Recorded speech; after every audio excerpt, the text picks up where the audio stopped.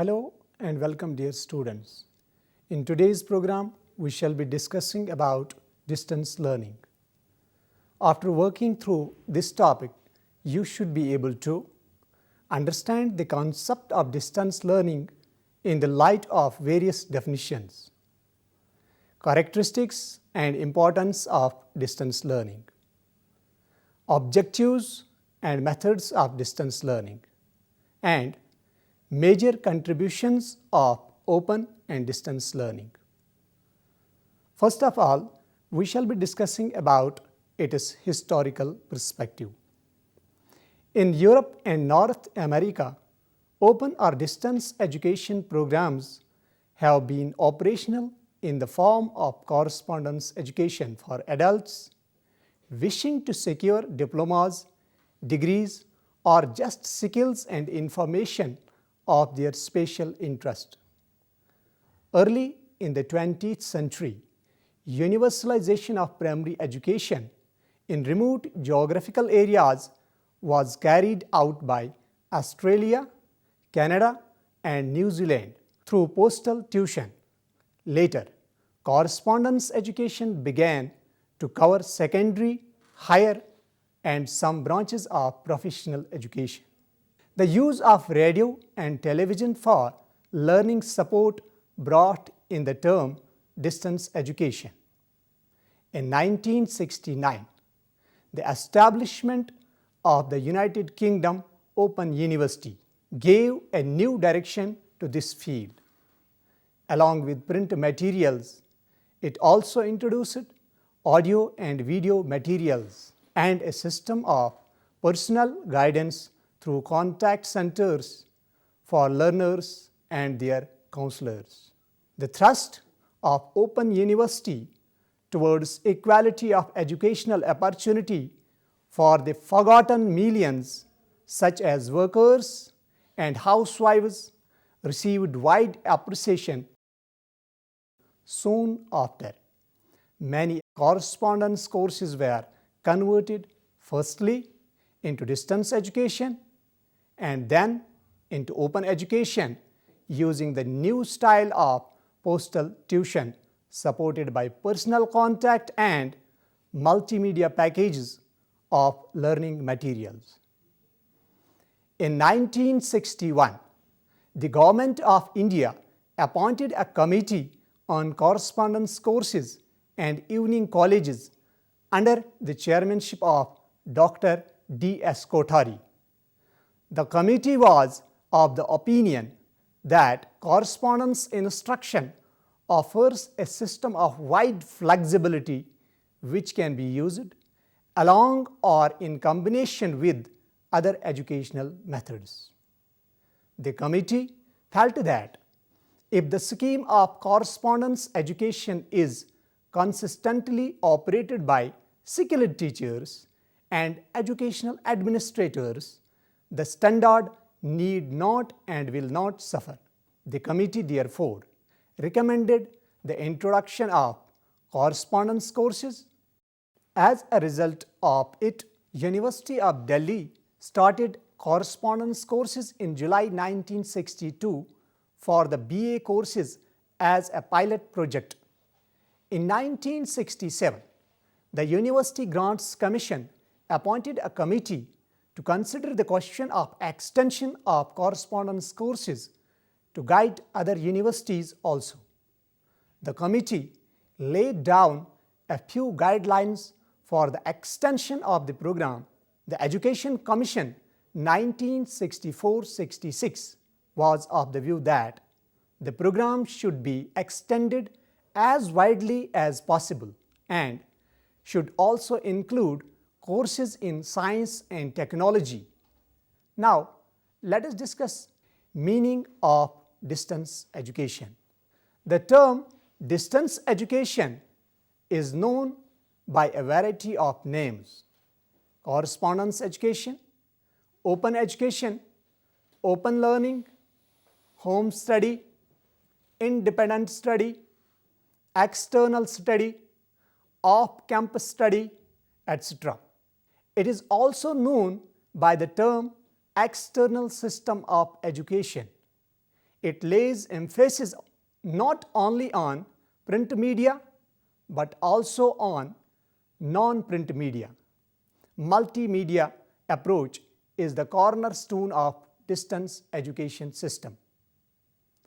The term distance learning is used as a synonym for the more comprehensive and precise term distance education.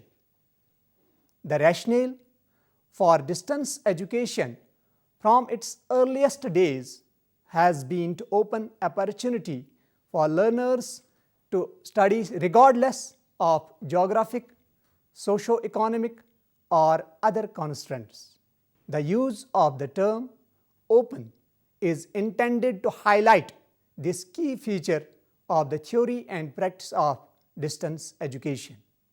Distance education is any educational process in which all or most of the teaching is conducted by someone removed in space and or time from the learner, with the effect that all or most of the communication between teachers and learners is through an artificial medium, either electronic or print.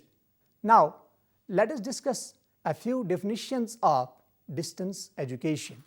Peters, 1973. Distance education is, quote, a method of imparting knowledge, skills, and attitudes which is rationalized by the application of division of labor and organizational principles, as well as by the extensive use of technical media, especially for the purpose of reproducing high-quality teaching material, which makes it possible to instruct great number of students at the same time wherever they live. It is an industrialized form of teaching and learning. Unquote. Moore, 1976.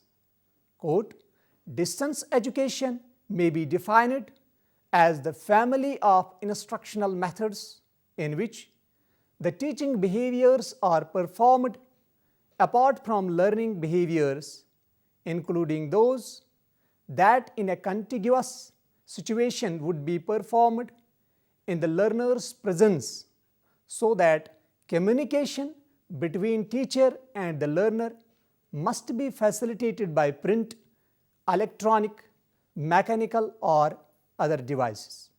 Unquote. Dohman, 1977. Distance education is, quote, a systematically organized form of self-study in which students counseling the presentation of learning material and securing and supervising of students' success is carried out by a team of teachers, each of whom has responsibilities. It is made possible at a distance by means of media which can cover long distances. Unquote. Now, students, let us discuss objectives of distance learning or distance education.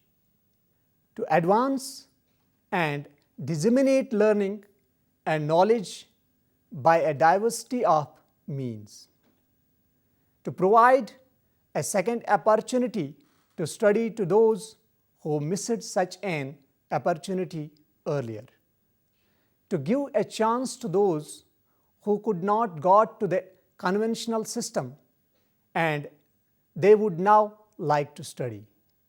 To meet demands due to shortage of scientific and technical manpower in the traditional system being unable to cope with the demands. To improve the quality and standard of education, there is a need to make education relevant to the needs of the country and to provide lifelong education for working people and housewives. To reduce the pressure of the secondary education students. Then, characteristics of distance learning. The distance education is different from formal system of education because It is a non-formal system of education which is provided through correspondence courses, contact programs, and electronic media. It is a method of indirect instruction. Distance education is applicable to all levels of learning, and degree can be awarded to the learner, which is generally not done in non-formal system of education. It is systematic, organized form of self-learning in which students' counseling, presentation of learning material, and students' success is carried out by a team of teachers.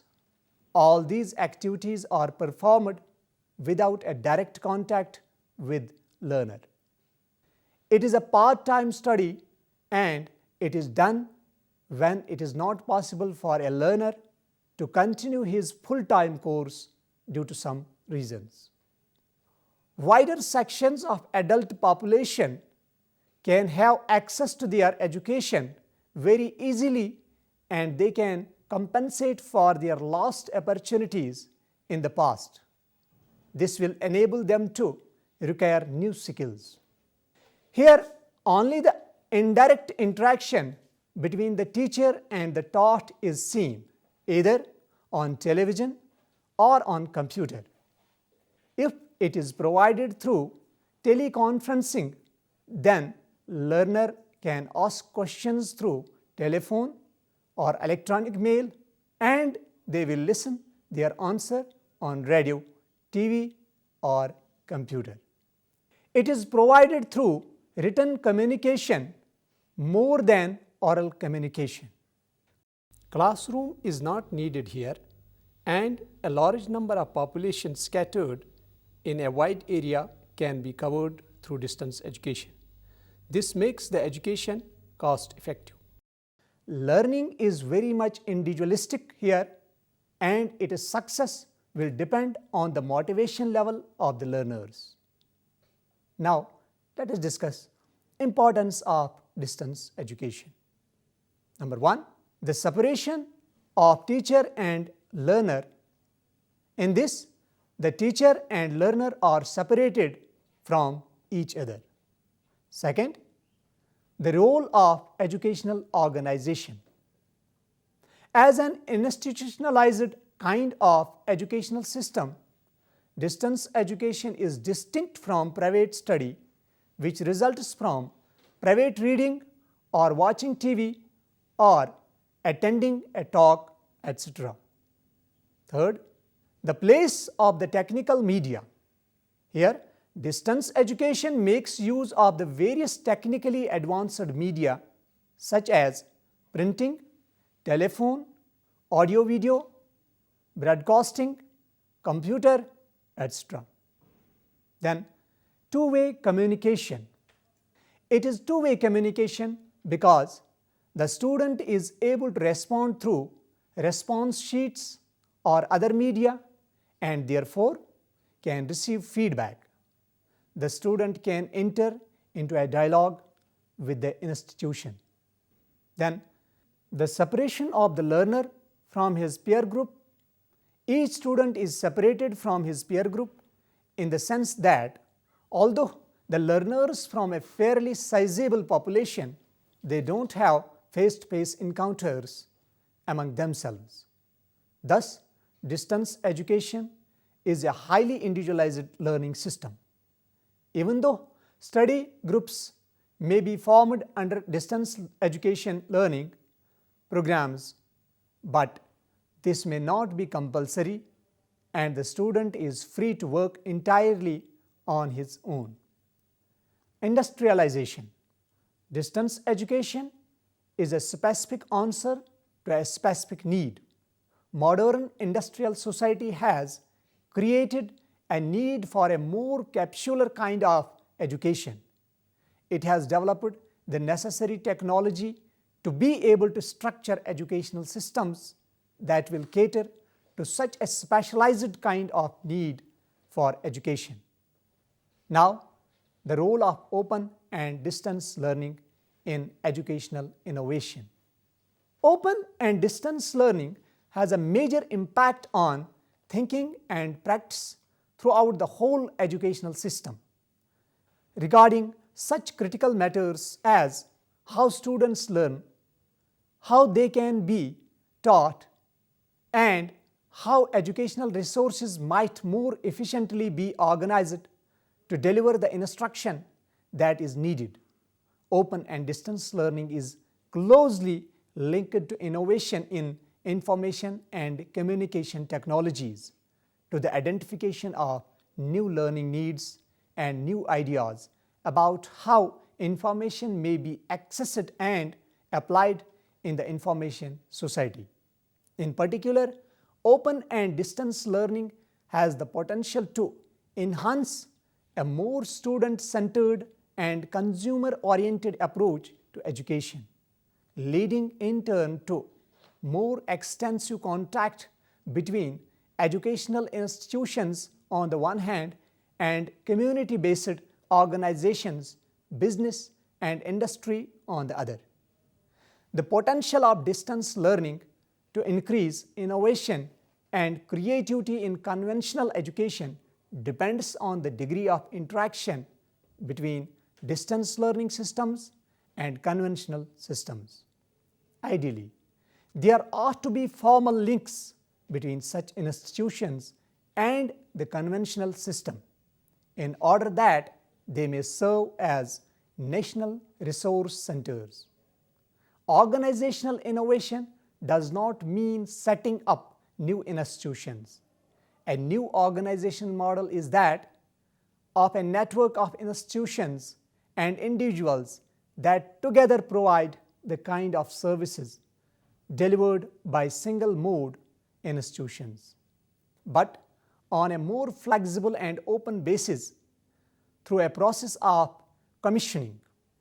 A small management team is one of two essential requirements for a network, and the other is a significant funding resource that allows the management team to obtain the quality resources needed from wherever they are located.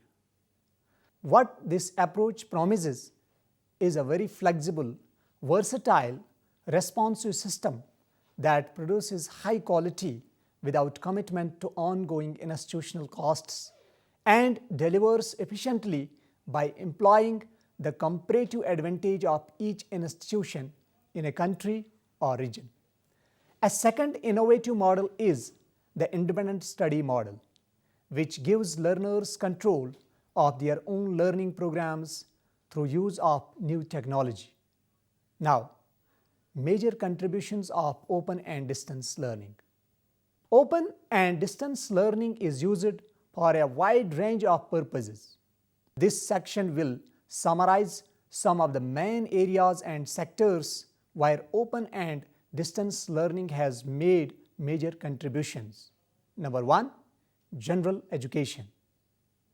Distance education can be used at primary and secondary education levels to provide both in-school and out-of-school programs. In school, distance education programs are used to support teaching in schools when learning materials are lacking or where enrichment is thought to be desirable. Distance education is used in out-of-school programs both at primary and secondary levels to educate school-age children and youth who are unable to attend ordinary schools, including those who are disabled, suffering from long-term illness, or living in remote areas. Second, teacher education. Teacher education is an important area where distance education has been used extensively to provide pre-service teacher preparation, upgradation of academic qualifications, and in-service continuing professional development in particular subjects, content areas, and instructional methods. Many examples, particularly from both developing and developed countries, show that teacher training at a distance may reach large groups of teachers and may have profound impact on the development of national education system. Distance education may play an increasingly important role during this decade to address the growing shortage of teachers, educational administrators, and other educational professionals experienced in both developing and developed countries. Third, vocational and continuing education. Technical and vocational education have in recent years played important roles, not only in contributing to the improvement of productivity of a national labor market, but also in assisting individuals to improve their employment prospects in rapidly changing socio-economic conditions. In this regard, the role of open and distance learning in the field of technical and vocational education is significant. It has two main functions. Number one, to respond effectively to the growing demands of working adults or any others who have difficulties in getting training in conventional education. Second, to provide an opportunity for the empowerment of those most disadvantaged by existing provision, the unemployed, the disabled, and ethnic minorities. Fourth is non-formal education. Although distance education has been used to considerable effect in the non-formal and community development sectors of education, it is probably true to say that its potential has never been fully realized. Enthusiasm for basic adult education grew in the 1960s and 1970s, just as technology began to be used more widely in education. Mass communication methods, often linked with some kind of group meetings and face-to-face support, were seen as one way of delivering a wide range of educational and skill programs in support of agriculture, health, nutrition, and political education in the emergent democracies of the post-colonial period, and development and employment-related projects to large number of adults. Last, higher education. There are more distance learning courses offered at the tertiary level than at any other. This has been the case since the invention of the distance education method near the end of the 19th century, when the use of new technology, that is, a national rail system that supported national postal systems, made it possible to deliver higher education beyond the boundaries of the campus, especially in such new and large nations as the United States, Canada, Australia, South Africa, and Russia. In turn, these countries led the way in the use of radio for university level teaching, then television, and today the internet. In these nations, the preferred organizational form was and remains the dual mode university. Students, with this, we have come to end of this program. Thank you very much.